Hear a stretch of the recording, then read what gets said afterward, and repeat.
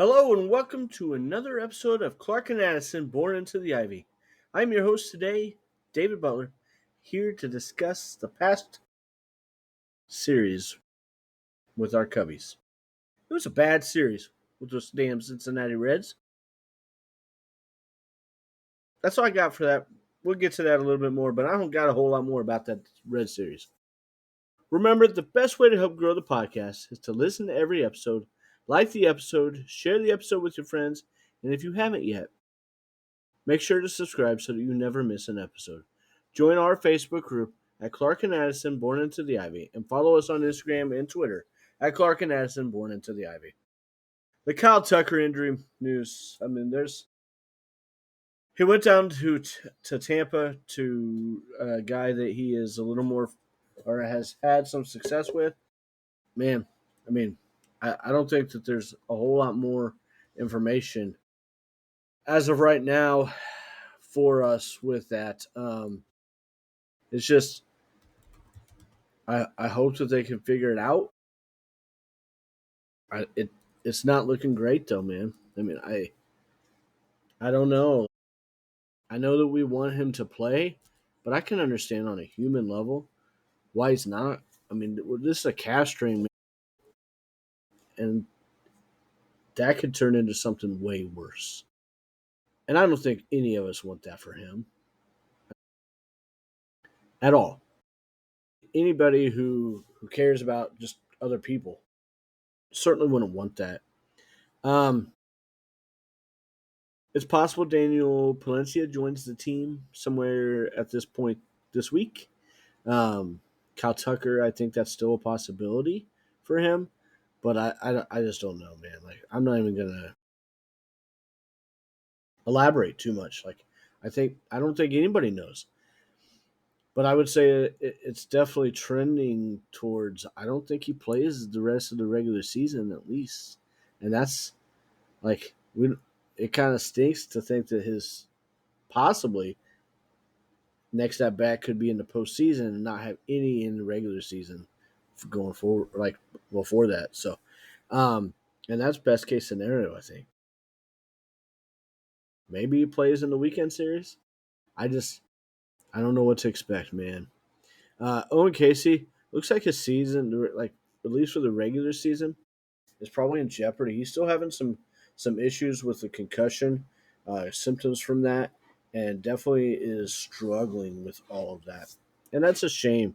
Um, he he was playing well. He was playing really good defense, and that's something we could really use because, frankly, man, when with Seiya struggling so much and having some issues, health issues and whatnot, um, I mean, I, I kind of wish that they were playing Alcantara a little more because Willie Castro's played solid defense, better than I expected out in right field. I guess, but man, he struggles to hit right-handers, like struggles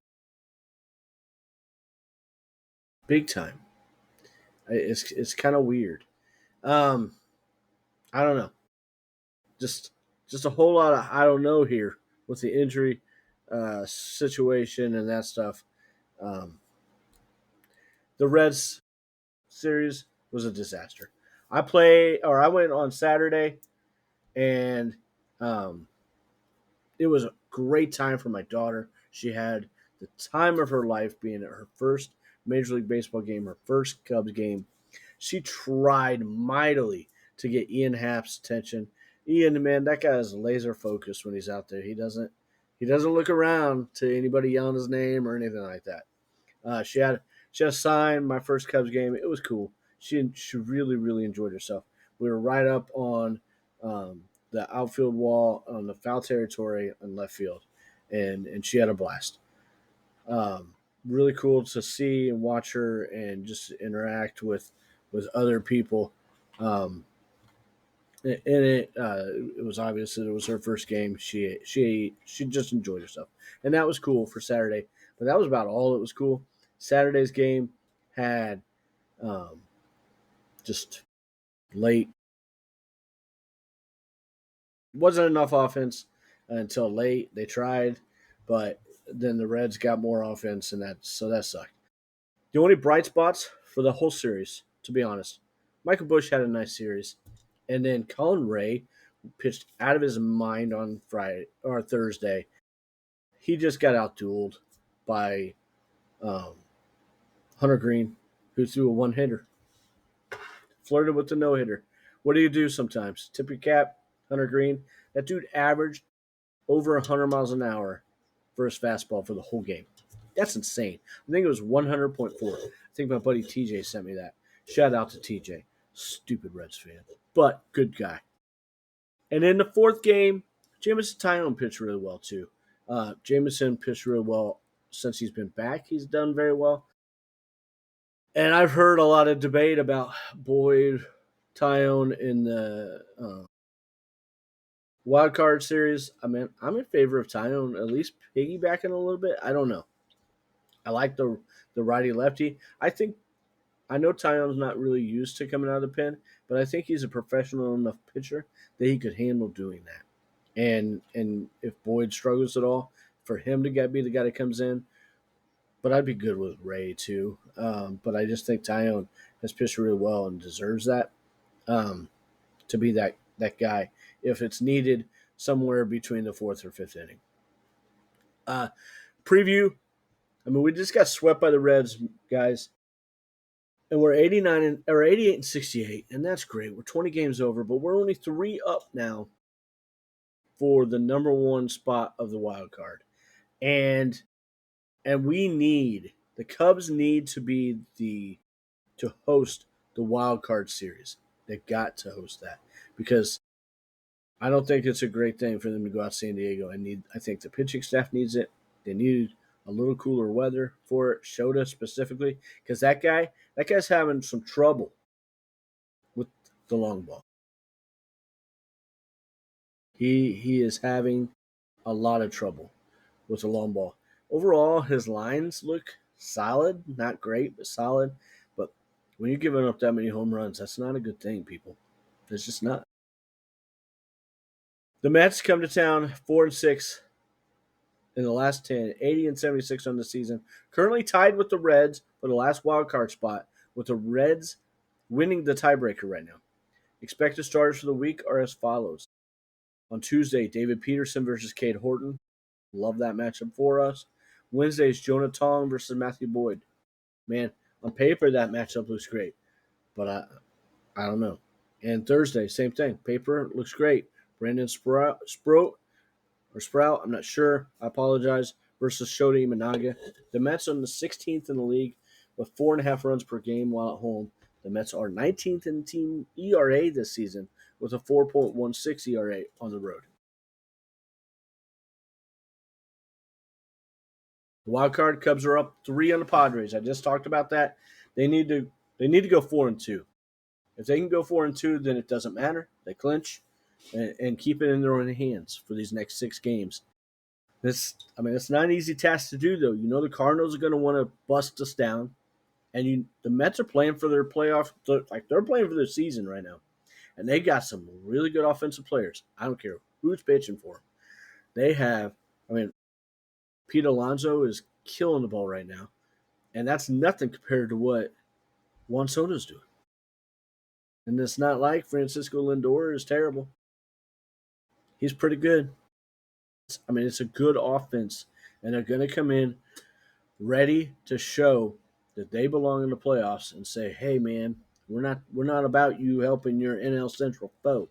Not that I think the Cubs actually did that, but on a personal level, for my buddies who are Reds fans, I'd love to see them in. But for the Cubs, man, I don't want the Reds in this tournament.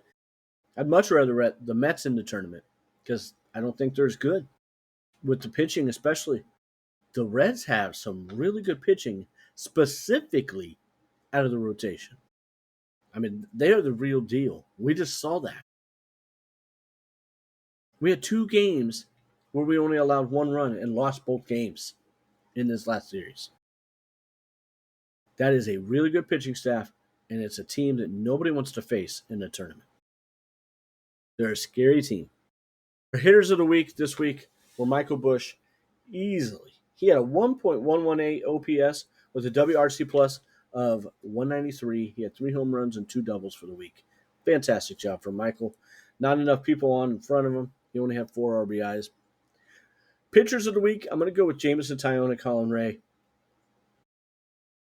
Cade Horton, man, I mean, he was great too. But he's been the pitcher. Like, I get it. We're not just trying to give out trophies here, but Taillon and Ray both pitched excellent this week. Taillon had 2 starts, 13 innings, great. I mean, absolutely great. He had like a 0.39 ERA. Fantastic. The East offense has got to get going. Over the last, since August 1st, Pete Crow Armstrong has a 484 OPS. That increases quite a bit. Willie Castro is the third, like PCA, since August 1st, second worst hitter in the league, in the majors. Willie Castro's third. And Willie Castro, he don't play as good a defense as PCA. Like, I get why PCA, he's got other value he can add. Castro's PCA is a whole lot better, but not like terrible. Like, he's better. He's like 550 OPS since September 1st. But he keeps showing signs, and then it doesn't push through. Seiya and PCA are the key, especially if Tucker doesn't come back. We've got to get better out of those guys. It's got to get better. I know this wasn't long, but there's not much to say, man, other than the Cubs have got to get some W's this week. If they go 3-3, then that forces the Padres to go 6-0. If we can just get 3 wins, forces the Padres to go 6-0, and then they win the tiebreaker, though, as of right now. That's not good. So that's why I say 4-2. It's in our own hands. But 3-3 really forces them. I mean, even 2-4 does. They got to go 5-1 then. That's pretty hard. And they're playing the Brewers, by the way, boys and girls. They're playing the Brewers, and then they play the D-backs. It's not like they have an easy road ahead either. But, man, it sure be nice to get some momentum. Thank you for joining me. Don't forget to join our Facebook group at Clark and Addison Born Into the Ivy.